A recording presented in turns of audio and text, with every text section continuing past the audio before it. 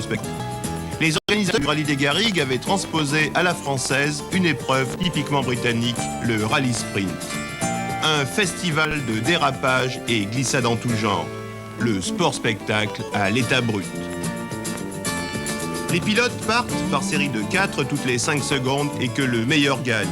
Et à ce petit jeu, Jean Ragnotti et sa Maxi 5 Turbo se sont nettement détachés du lot.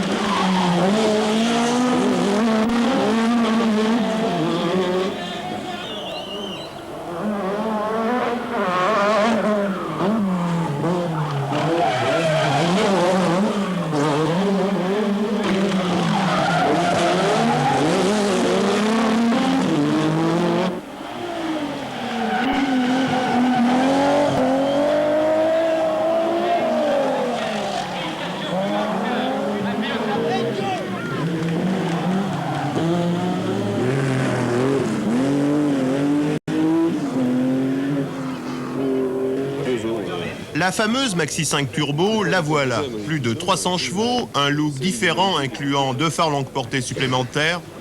Bref, une des meilleures autos de rallye au monde en catégorie 2 roues motrices. C'est bon, vous pouvez y aller. Pour ce rallye des Garrigues, il y avait 3 Maxi 5 Turbo au départ. Ici, celle de Jean Ragnotti, mais aussi celle de Chatriot et celle du jeune espoir français, Didier Auriol.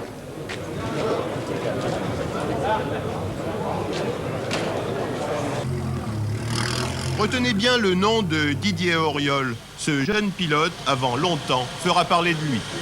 On prend des réactions beaucoup plus brutales d'accélération. Donc elle est très pointue à conduire et très délicate. Alors tant que j'aurais pas réussi à avoir un bon alignement du frein avant, parce que je le vois terriblement sur les freinages, tout ça sur les bosses, tant que j'aurais pas ça, je pourrais pas attaquer au maximum.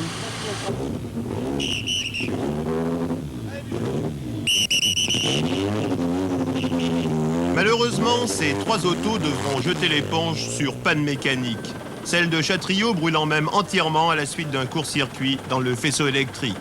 Quoi qu'il en soit, prochaine sortie des Maxi 5 Turbo au Critérium Alpin. Ultime étape de mise au point avant le Tour de Corse. Ici, Jean Ragnotti dans ses œuvres.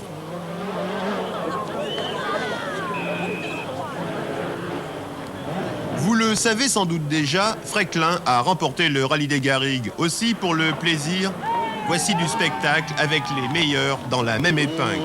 Regardez, pour passer, il faut savoir jouer du frein à main et de l'accélérateur. Le Belge Sniers et sa Lancia 037.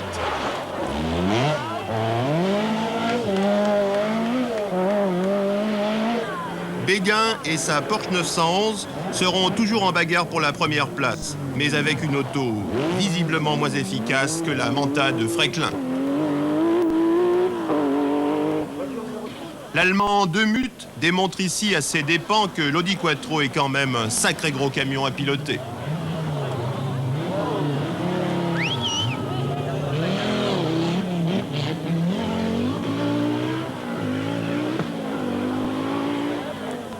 Les vainqueurs, les voici. Fréquelin et sa Manta 400 se sont battus comme des lions. Ils remportent une victoire bien méritée. Quant aux spectateurs, que dire devant tant d'inconscience? Pour d'autres, l'échappatoire allait servir pour tourner complètement au frein à main. Une manière très spectaculaire de ne pas se rater dans les épingles.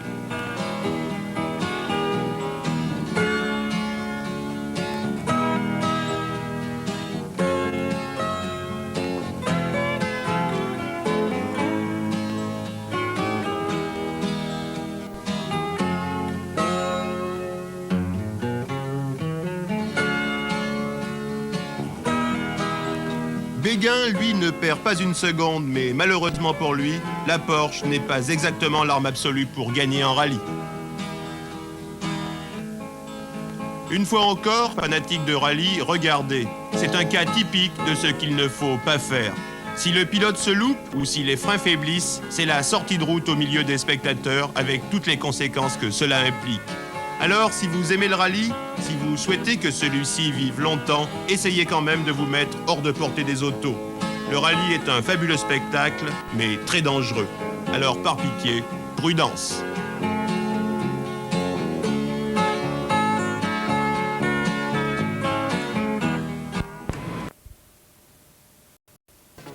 Après 4 saisons dans le championnat de France de 2e division, le Rallye du Touquet accède cette année pour la première fois à la division 1. Concrètement pour les pilotes, cela veut dire 1100 km à parcourir, dont 400 km d'épreuves spéciales de vitesse. Il faut d'abord avoir acquis une certaine notoriété, et c'est par les épreuves précédentes du Rallye du Touquet que nous avons pu par conséquent être inscrits au championnat de France première division. Alors nous avons des épreuves spéciales, et nous avons développé ça surtout dans un contexte valenciennois et boulonnais, région du Touquet. Alors les épreuves sont très sélectives parce que la région de Valenciennes est très spéciale et très caractéristique. C'est un petit peu la petite Suisse du Nord. Et puis vous avez la région du Touquet, tout à fait classique, qui sont les mêmes épreuves que d'habitude. Alors Didier Ball, ça vous a demandé beaucoup de travail là, pour organiser cette compétition Et oui, le rallye du Touquet, surtout au niveau du championnat de France, ça représente environ 9 à 10 mois de travail. Oui, et beaucoup de personnel aussi, puisque le jour du rallye, il y aura environ 1000 personnes qui travailleront, qui seront sur le terrain. Parmi les 130 engagés, on remarquera la participation de Guy Fréquelin, le Dijonnais, qui a été vice-champion du monde des rallyes, pilote une Opel Manta 400. Après 3 victoires sur 4 épreuves, cette saison, il fait figure des favoris avec son coéquipier, le Lillois Christian Tilbert. Qui est d'une logique très germanique, un moteur à l'avant, une boîte de vitesse au milieu, un pont à l'arrière, une voiture très bien équilibrée et qui semble totalement dépassée au regard de toutes les machines modernes, un moteur turbo et je vous dis mu par une mécanique très, très sophistiquée. Équipé d'un moteur qui développe 275 chevaux, l'Opel Manta de Guy Fréquelin est l'une des voitures les plus rustiques du championnat. Il est très difficile de dire comment ça se présente parce que c'est un terrain qu'on ne connaît pas du tout d'ailleurs. Je vais dire très mal, c'est même pas du tout.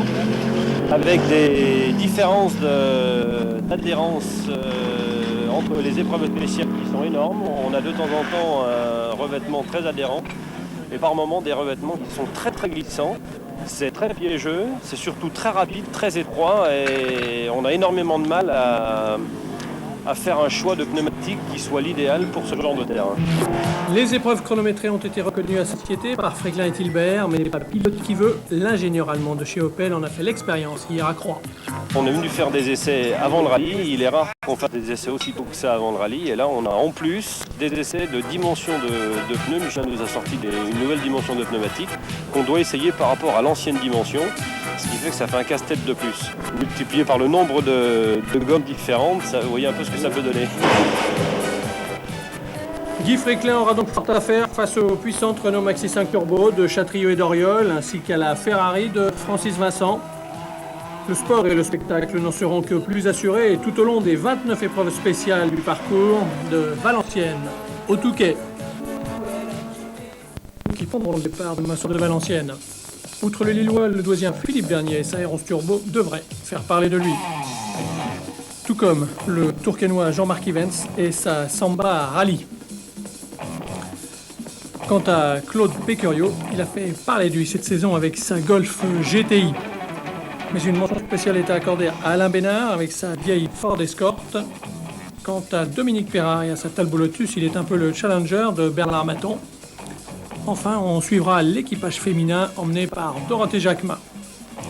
Pour Bernard Maton, un ancien vainqueur du Rallye du Touquet en 1983, le problème sera d'effacer les déboires qu'il a subis en début de saison. Sa R5 Turbo de 300 chevaux a été tout spécialement préparée. L'objectif, au mieux, ce serait 4e, 5e, s'il n'y a pas de caisse mécanique. S'il y a des caisses mécaniques, on peut peut-être profiter d'abandon des maxi, parce que je vois beaucoup plus les maxi, notamment Chatriot et Oriol, faire quelque chose de très bien ici.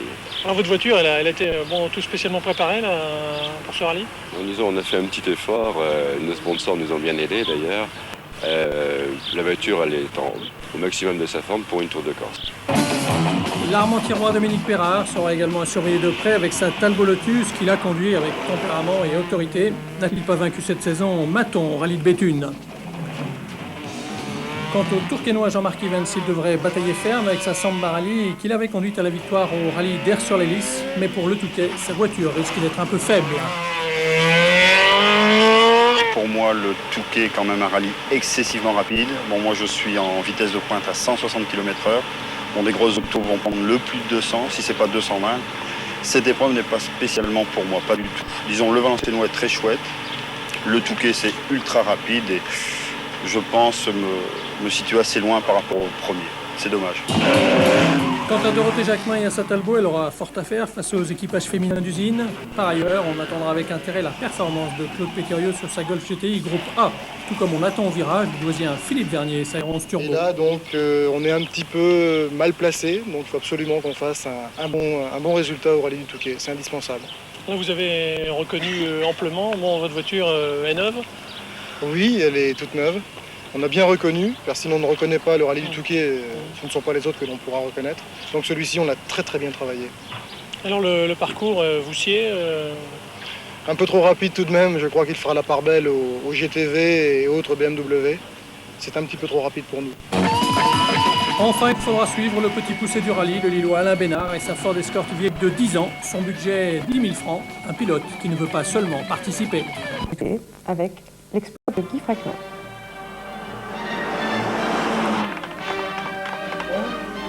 160 km d'épreuve spéciale de vitesse attendaient les 64 équipages de ce 24e rallye du Touquet, dont la première boucle se disputait dans le Valenciennois autour de Warny, Landrecy et Ergy.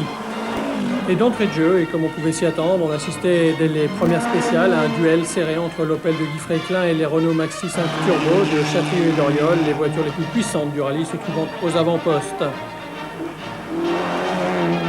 Excepté la première spéciale, Guy Fréquelin et le Lillois Tilbert devaient remporter toutes les autres spéciales de la nuit avec son Opel Manta toute conventionnelle. Pourtant, la concurrence était vive de la part de François Chatriot et de sa Maxi 5 Turbo, un équipage crachant des flammes. À la troisième place, on trouvait Didier Auriol, suivi de la Ferrari bleue numéro 8 de Francis Vincent. Le premier régional, Bernard Maton avec sa Renault Tour de Corse réalisait une très belle 5e place, 9 minutes derrière Fréquelin. Pour ce qui est des autres régionaux, outre Maton déjà cité, les pilotes nordistes se sont très bien comportés dans cette boucle valenciennoise puisque la 8e place a été prise par le Tourquenois Jean-Marc Evans sur sa petite Samba Rally, la 9e place par Dominique Pérard sur Talbot Lotus et la 12e par le doisien Philippe Vernier, sans oublier Alain Bénard le Lillois, le petit poussé du rallye, toujours là à la 29e place. Les malchanceux, il y en a eu, puisque sur les 64 concurrents qui ont pris le départ, 48 seulement ont été classés à l'issue de la première boucle.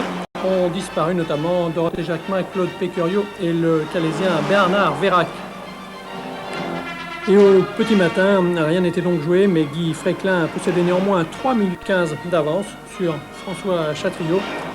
Des minutes d'avance qui seront précieuses, mais Guy Fréquelin est optimiste. On a 3 minutes 10 d'avance. Normalement, si on n'a pas de problème, je pense que ce sera difficile pour les deux Renault 5 de venir nous chercher à la régulière.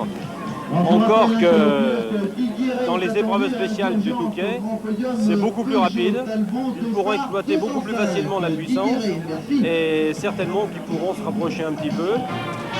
Chez les nordistes, ou sur la 5e place de Bernard Maton, la surprise a donc été causée par le Tourquenois Jean-Marc Evans et sa Samba Rally, qui se sont hissés à une étonnante 8e place. L'équipage tourquenois éprouvé physiquement mais ravi. Je suis quand même content parce que je ne pensais quand même pas être à cette place-là. Alors maintenant, ça va être un peu plus dur là, ce soir, cette nuit, sur le littoral, avec des boulevards. Oui, disons, bon, le Touquet, on sait pertinemment, bon, moi-même, comme Jean-Paul Bouquet, bon, Jean-Paul Bouquet va quand même, on va un peu décrocher la cadence par rapport aux voitures qui prennent le plus de 200. Là, ici, maintenant, nous, je pense que je vais moi-même, surtout, je vais descendre au classement général, ça c'est sûr, à cause de la rapidité des spéciales.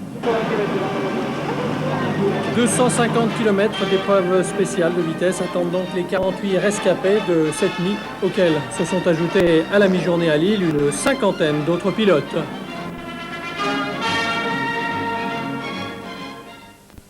Eddy Scholtes, un Bruxellois de... Concurrent, il aura fallu attendre 6 h du matin hier dimanche pour que le leader lâche la première place sur ennui mécanique en offrant la victoire au Picard François Chatriot sur une Maxi 5 Turbo. Avec Marc Delannoy et Claude Lhomme, on revit les dernières heures de cette course. Après un regroupement à Lille, le 24e rallye du Touquet prenait la direction de la Côte d'Opale samedi via le circuit de Croix-en-Ternois, où une cinquantaine de pilotes régionaux rejoignaient les 48 équipages du rallye Inter. Un rallye Inter dominé samedi encore par l'Opel Manta de Fréquelin et la Maxi 5 Turbo du Compiègnois François Chatriot. 250 km d'épreuves chronométrées attendaient les concurrents dans l'arrière-pays de Montreuil. Des spéciales très rapides courues par un temps chaud et sec qui devait faire sourire les mécaniques, sans parler des pilotes. Les 3 épreuves spéciales de Saint-Aubin avec le passage du mur, l'une des attractions du rallye, devaient voir la suprématie de Guy Fréquelin qui en gagnait 2 contre 1 à Didier Auriol sur sa Maxi 5 Turbo numéro 4.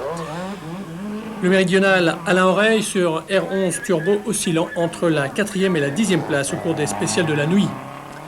Quant au douaisien Philippe Vernier, malchanceux, au cours de nuit, on remarquera son style très personnel sur sa R11 Turbo numéro 55, alors que le Touquenois Jean-Marc Evans surprenait par son comportement.